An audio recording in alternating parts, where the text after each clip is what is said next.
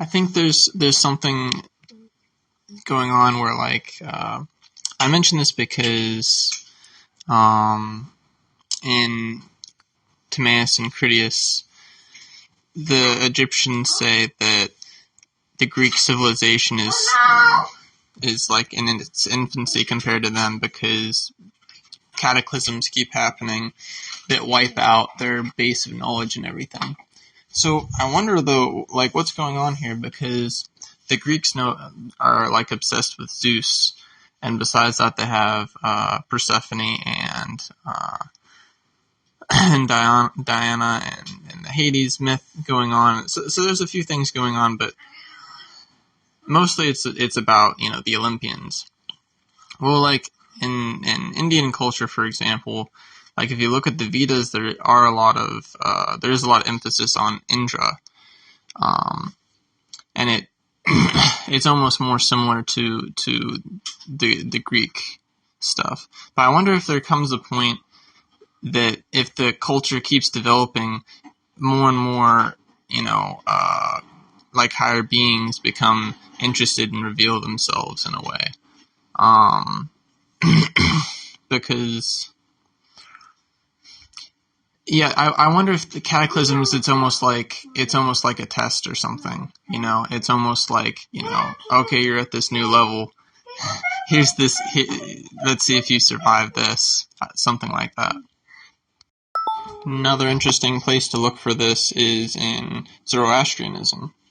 Zoroastrianism comes out of the Brahmanism tradition, which is probably somewhat less sophisticated than the Vedic, or the sort of the Vaishnava or Shaivist paths.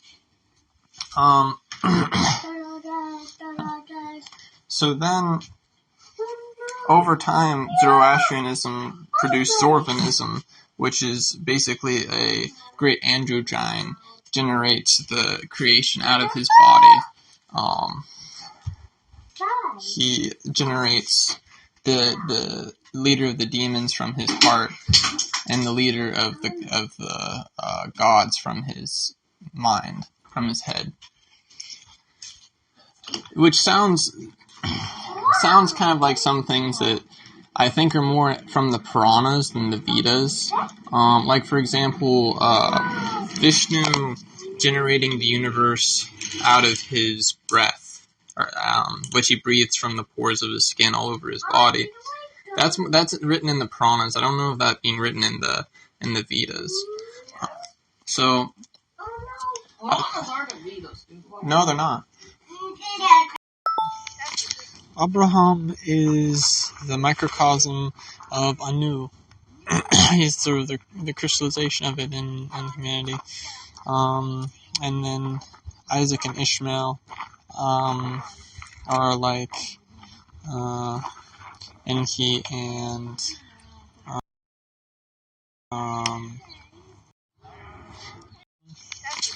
Abraham is the microcosm of Anu.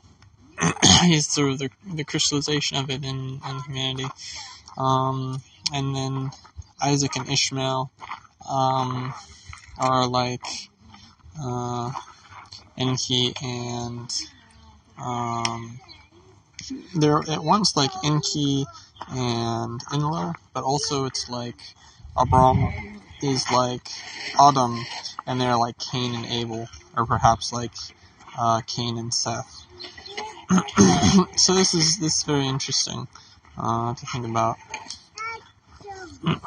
because Abram is then speaking probably with Anu, or sort of, the higher God, and then he is living out sort of the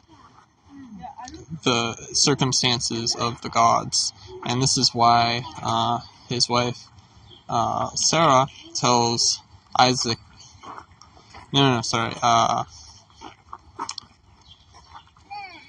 Isaac's son. Isaac then also becomes a microcosm, and so Rebecca tells Jacob to hide from his brother, because the same Cain and Abel thing can come about.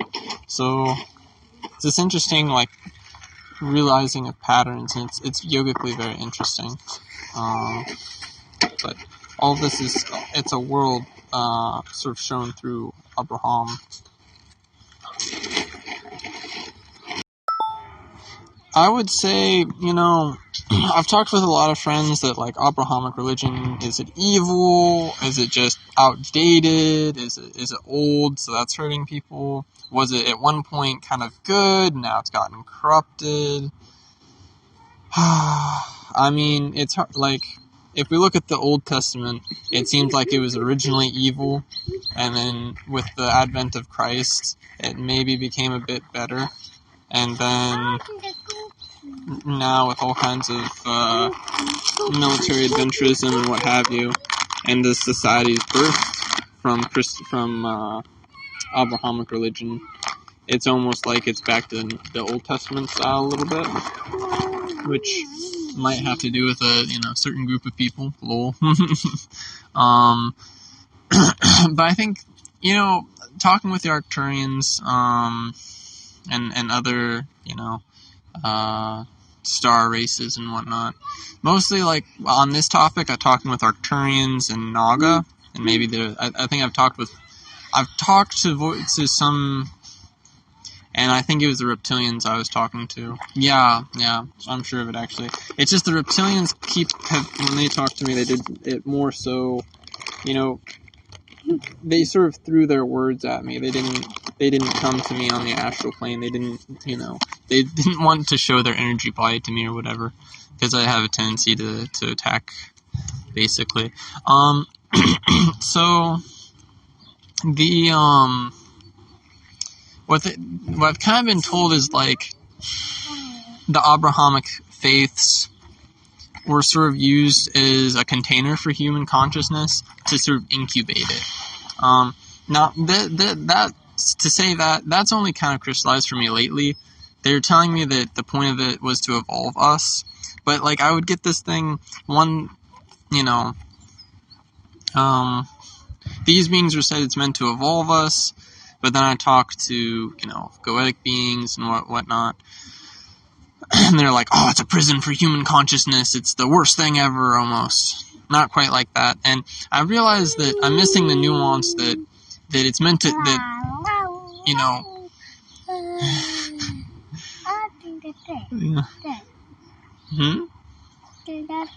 Yeah. The synthesis, the rectification of these two truths, they are truths, is that the different world religions, especially when we talk about Abrahamic religions, really only Abrahamic religions, were meant as a container of human consciousness until such time as to incubate us to a certain point. And there were good turns and bad turns, and it was sort of experimental as well. So the two truths, is it a prison, is it to evolve us? Well, really it's both. And then on even a higher level and even a higher truth, it's like it's experimental. Some beings are trying things, but it's not my place to question the authority of such beings, or if I am so situated to question such authority, then I was there helping to make the decision, so ultimately the decision is also on my shoulders, type of thing. Otherwise I wouldn't be here, for the most part. And so, just this little, just this little island, just this little, parcel of land, or of world, really, is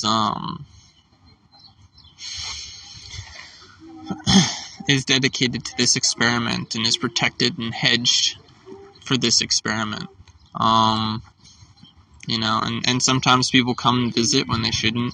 Sometimes they get special permission to come visit, but the more we notice them coming to visit, and the more we know, they're visiting for some purpose, the more the experiment becomes a little bit more like farcical. But also today, enough magicians and whatnot have said, okay, these higher beings are here. So, enough people have sort of, in a sense, evolved enough and have kind of, in a way, spoken out with their magic enough and have made enough waves that I guess now it's almost like some tests have been passed.